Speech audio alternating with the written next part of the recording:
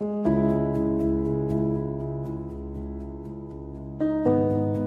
Scarlett O'Hara once said, "I guess I'll think about that tomorrow. For the time being, it's gone with the wind." Let me give you some good advice about avoiding a bankrupt character. Pay your ethical debts. Keep your integrity in the black. Face ugly realities with the truth as soon as they appear. When you feel that temptation to hedge, resist it immediately. Don't treat it casually. Treat it like a grease fire in the kitchen that you've got to put out before it burns your house down or fills the whole place up with so much smoke that you can't see where you're going anymore. Because that's exactly what will happen when your ethical capital runs out. You just won't be able to see where you're going anymore. Here's another way that being untruthful is like buying on credit. They're both addictive. At first, they both go down so easy, and they leave you wanting more. Any addictive behavior offers a simple, short-term escape from a problem, but that escape becomes more and more complicated as time goes on. Lying can get extremely complicated. You've really got to have an outstanding memory to be a good liar, because you're always having to create more lies that are consistent with the one you told in the first place. I'm sure we have at some time been caught up in a dilemma like that. Shakespeare had it right all along. What a tangled web we weave when at first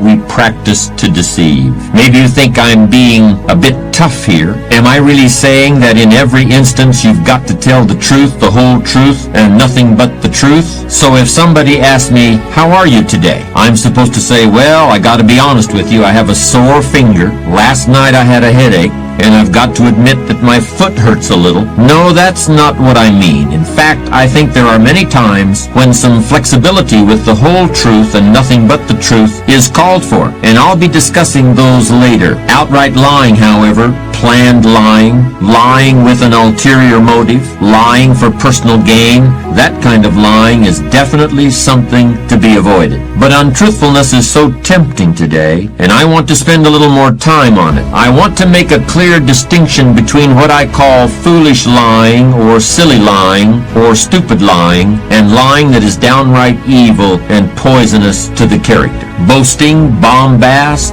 blarney, bragging, these are all the same thing. They're always floating around in the atmosphere, and they can affect you at any time like catching a cold. They're mostly harmless, unless you start building a whole personality around them, which has definitely happened to some people. Some other guy scored the touchdown back in high school, but you're watching the Super Bowl with your neighbor, and you say that you did it. That's pretty harmless. You really don't know Joe, the president of XYZ Corporation. You were just introduced to him one time.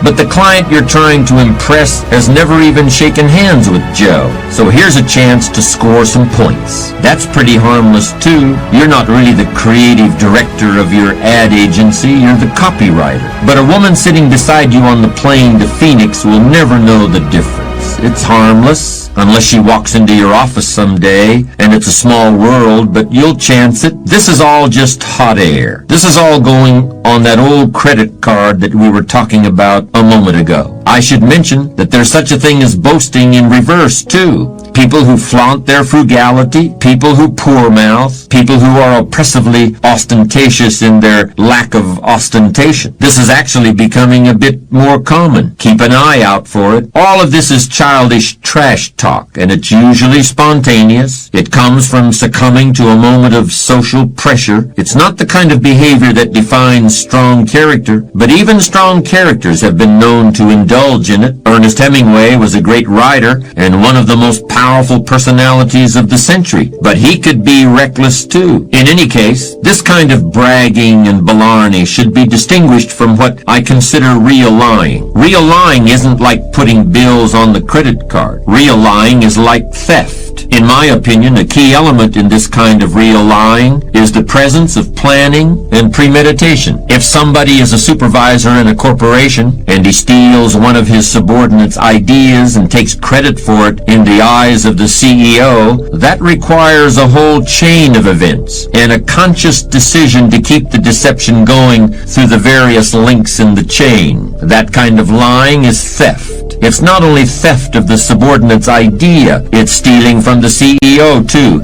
It's stealing the CEO's sense of reality. It's creating an illusion. If someone falsifies an earnings report in order to inflate the price of a company's stock, that's deliberately creating a mirage in the minds of the investors. In the real world, both these examples have happened, and many times lives and careers have been ruined. It's been my experience that those who engage in serious lying and unethical behavior get caught one way or the other. Usually the people who are being deceived awaken from the illusions that have been foisted upon them. But even if this never happens, the criminal, and I don't think that's too strong a word, has to buy into the illusion so deeply himself that his own sense of reality is eroded. By trying to loosen other people's grasp of the truth, you end up losing your own. All of it, small-time lying and big-time deceit. It all comes from fear. Somebody is afraid the truth about themselves isn't good enough, so they depart from the truth. Somebody secretly fears that they can't really come up with ideas of their own, so they steal somebody else's ideas. Or they fear their company isn't really going to succeed, so they come up with a way to inflate the share prices. It's really cowardice. Remember what we said about courage? Courage is fearing the right thing at the right time and in the right way. Fear the temptation to misrepresent who you are or what you've done or intend to do. Trust who you really are. Trust your ability to earn the respect of others. Pay whatever price the truth costs. Pay that bill immediately, because in the long run, it's a real bargain. When you're in a leadership position, whether it's in a business or as the head of a family, honesty and integrity are not as important as money or shelter or a telephone. Honesty and integrity are infinitely more important than any of those things. They're about as important as having air and food and water. For a leader, honesty and integrity are absolutely essential to survival. A lot of business people don't realize how closely they're being watched by their subordinates. Remember when you were a kid in grammar school, how you used to sit there staring at your teacher all day? By the end of the school year, I'll bet you could have done a perfect imitation of all your teacher's mannerisms. I'll bet you were aware of the slightest nuances in your teacher's voice. All the little clues that distinguished levels of meaning, that told you the difference between bluff and now I mean business. You were able to do that after 8 or 9 months of observation. Suppose you had 5 or 10 years. Do you think there would have been anything about your teacher you didn't know? As a manager, there probably isn't anything your people don't know about you right this minute. If you haven't been totally above board and honest with them, it's certain you haven't gotten away with it. But if you've been led to believe that you've gotten away with it, it's most likely because people are afraid of you. That's a problem in its own right. But there's another side of the coin too. In any organization, people want to believe in their leaders. If you give them reason to trust you, they're not going to go looking for reasons to think otherwise. And they'll be just as perceptive about your positive qualities as they are about the negative ones. I heard a story of a situation that happened some time ago at a company in the Midwest. The wife of a new employee experienced complications in the delivery of a baby. There was a medical bill of more than $10,000, and the health insurance didn't want to cover it. The employee hadn't been on the payroll long enough. The pregnancy was a pre-existing condition.